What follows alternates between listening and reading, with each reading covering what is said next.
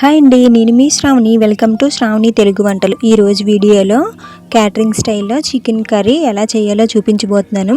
చాలా టేస్టీగా, గ్రేవీ ఎక్కువగా ఉండేలాగా ఎలా చేయాలో చూసేద్దాం రండి. ముందుగా స్టవ్ ఆన్ చేసుకొని ఒక గిన్నెలో ఒక గ్లాస్ నీళ్ళు పోసి పెట్టుకోవాలి. తర్వాత కొద్దిగా ఉల్లిపాయ ముక్కలు, కొద్దిగా టమాటీ ముక్కలు, ఒక కప్పు జీడిపప్పు లేదా జీడినొకైనా వేసుకోవాలి. తర్వాత 1/2 టీ స్పూన్ పసుపు వేసి బాగా ఉడికించుకొని ఒక ప్లేట్లో తీసుకొని చల్లార్చుకున్న తర్వాత మిక్సీ పెట్టుకొని పక్కన పెట్టుకోవాలి.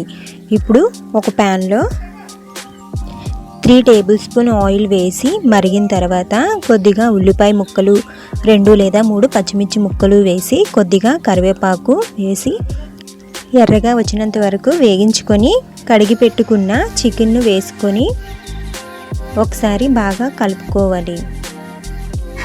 ఇప్పుడు మూత పెట్టి 15 నిమిషాల పాటు ఉడికించుకోవాలి. తర్వాత సరిపడా సాల్ట్, 2 లేదా 3 స్పూన్ల కారం, 1 teaspoon garam masala, 1 teaspoon ధనియాల పొడి, 1 టీ స్పూన్ జీలకర్ర పొడి, 1 teaspoon chicken masala, 1 teaspoon కచ్చా మసాలా, కొద్దిగా అల్లం వెల్లుల్లి పేస్ట్ వేసి బాగా కలుపుకొని మూత పెట్టి 15 నిమిషాల పాటు ఉడికించుకోవాలి.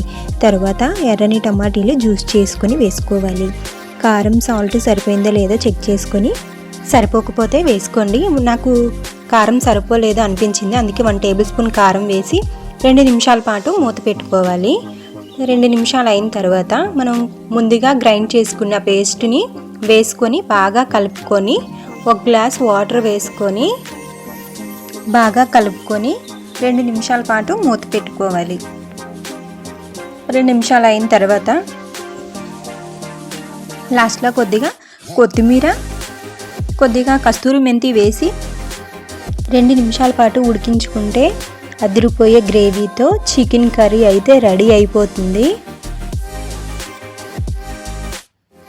సో నా వీడియో మీకు నచ్చితే లైక్ చేయండి, షేర్ చేయండి, సబ్స్క్రైబ్ చేసుకోవడం మాత్రం మర్చిపోకండి. మళ్ళీ నెక్స్ట్ వీడియోలో కలుద్దాం. Tata, bye bye.